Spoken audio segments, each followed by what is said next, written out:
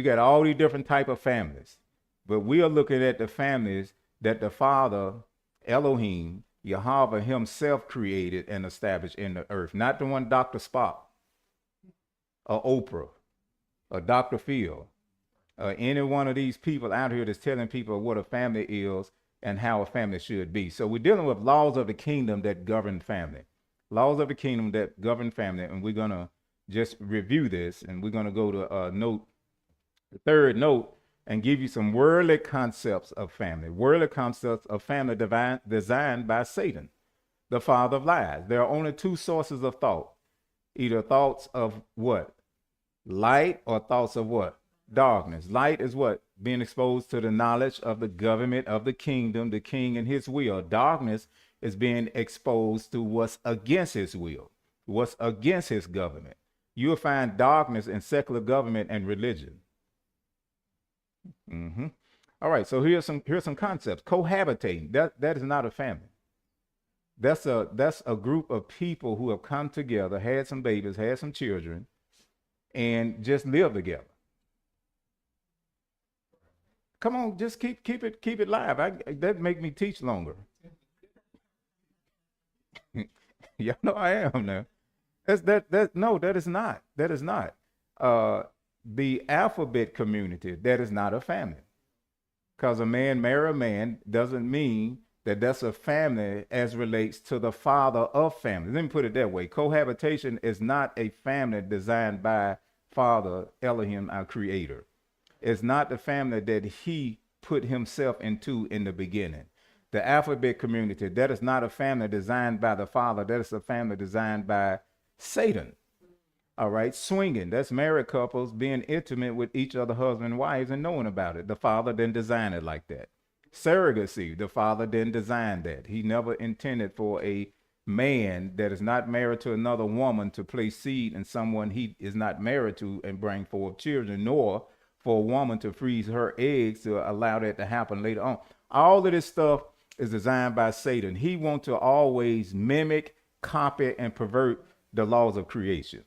That's not, you don't get kids like that. I mean, if the Father didn't bless you to have them, then live your life, dedicate yourself to him, and move on. It's only for a minute here anyway. But people just bent on doing stuff and making stuff happen, and scientists will go out here and do something and charge them a lot of money. If you get money, you can make it happen. That don't mean it's right. Okay, single parent homes without celibacy. I don't know, I got that like that, but what I meant by that, if you a single parent and then you still active, that is not a family. If you're a single parent and you have got that straight and confess all of that, and the Lord has forgiven you and you moving forward, then you are part of the structure of a family. What's missing if you're single still is the other part of that structure that's necessary to cause that family to function fully like the Father designed. So that doesn't mean you run out and jump and get married to any old thing to run down the street, but it does mean you prepare yourself to be married and you don't accept no substitutes. Because what's happening today, single parent homes, the women will say, I don't need no man. I can raise my kids by myself. Okay, well, why the Father just put a woman on earth then and just give you kids to raise them? Same thing with a man. Man, I'll raise my own kid. Man, I don't need no woman. Okay, well, why did he put a woman on the earth then? Why did he put two people and said this is a family? See, we got to think. Because all these thoughts that did not come from righteousness, they came from unrighteousness and an unrighteous source, and it's not the Father. The Father is perfect. He is precise. I mean, there is no elements or anything in him that we can change or tweak to fit our own agenda. So, and I encourage all people all the time to whatever state you are in, if you have children, male or female, and you are not married, then your next step is to prepare yourself through knowledge of what the marriage covenant and the stipulations are to be married, because the Father will put you together with a husband, father, or with a wife, mother, whatever is needed. And you got people out here, you got the brother got children that he was raising because he had a cantankerous wife and she want to act hellish, so he got rid of. I raised my own. You got the same thing with the women over here, and you got two people come together in what you call blended families. And then you got these feminists out here. I don't need no man. I'm successful. I raised my son. He a basketball player and he make millions of dollars. That is not success. That is not success. Until we get it in alignment with what the Father calls success and what he have set up, then it's not successful. And at the last day, whether people believe or not, everybody is going to stand before the last righteous judgment and receive the justice for whether or not they were righteous or unrighteous in a lifestyle on the earth. All right. Now, and then you got gangs. Gangs are not a family.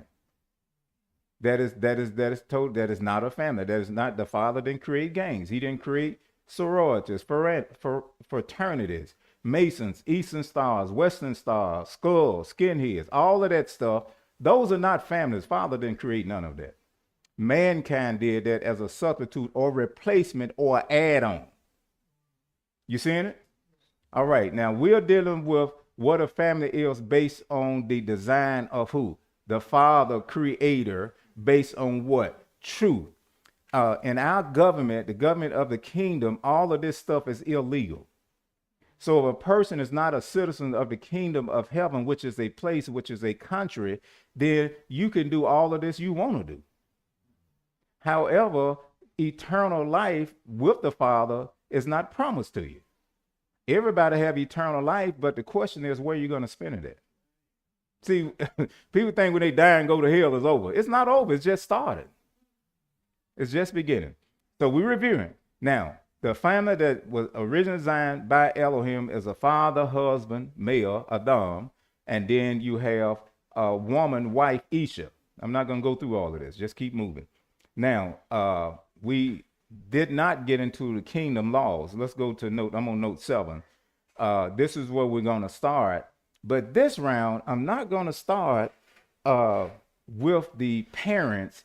I'm going to start with the children. So let's go to kingdom laws that govern children. But before we go there, let me do this brief review because we got to honor guests. Go back up to the second note. Family is governed by law. Family is governed by what? Law. And in religion, law is a cuss word. Because religious people have been taught wrong by religious teachers. And it's right there in Matthew 5 when Yeshua said, I didn't come to destroy the government of the kingdom law. I came to fulfill the ritual, ceremonial, and civil law. That's not in there, but that's what way it should be interpreted. I came to expand, explain, and give my intent and bring back the spirit of the law that I gave in the beginning. He never came to take it away. But what happened? They taught me in the church, well, you know, the Lord fulfilled the law and never told me what law he was talking about. He didn't tell me it was what a ceremonial law, ritual law, civil law. Was it the laws of the kingdom, which can never be changed? They never, because they didn't know. They just went on what the translators translated from the Greek and not the Hebrew. And when you go to the Hebrew, there's a clear distinction between those laws. All of it is there. You won't find it in the Greek. They just changed it recently. But when the scriptures were canonized by the Universal or Catholic Roman Church, when they accepted the books and kicked out the other ones and started the religious institution, they only used one Greek word for law, and that was nomos. So you didn't know whether or not it was ritual, ceremonial. We didn't know. Now, you think that was done on purpose? Yes. To do what? Hide truth and breach the connection between knowing kingdom law and knowing ritual or ceremonial law. See, the law that we are under now bring rights, R-I-G-H-T-S, and not rights, R-I-T-E-S. Ritual and ceremonial, there are rites and stuff you go through, and steps and covenants and confessions and pledges and ride the goat, get on the bull, do this, do that, step, back up, wear a sheet around your back, do something, all of this stuff. Because you are the rites of passage and all of this. Well, the government of kingdom is not about that. It's about R-I-G-H-T-S, rights, privileges, benefits. See, that's a citizenry mindset, not a religion. Religious focus on do's and don'ts. The government of the kingdom focus on what? benefits that we receive through acquiring and gaining what? Knowledge of our benefits that has been supplied by our country that I'm a what? Citizen of. And we've just been taught. We haven't been taught citizenry or focus on a country or a kingdom or a government. It's we the people, especially the Western. It's we the people. Not, and then got the nerve to say this country was founded on Christian principles, which it was, which is we the people and not Elohim and his will. You know, okay, I didn't mean to raise. Sorry, Nadia. Even Nadia looked up at me when I raised my voice. Man, I got to be cool. I got to be cool. All right, so all creation was designed to function by inherent principles. Inherent principles. Inherent means built in, existing from the beginning. Elohim created everything he created to function by law. Look like all of his creation understand that except for who? Mankind, the one that's supposed to rule and govern everything else. Everything else do what they supposed to do, except for the ones who's supposed to be ruling, managing, and governing.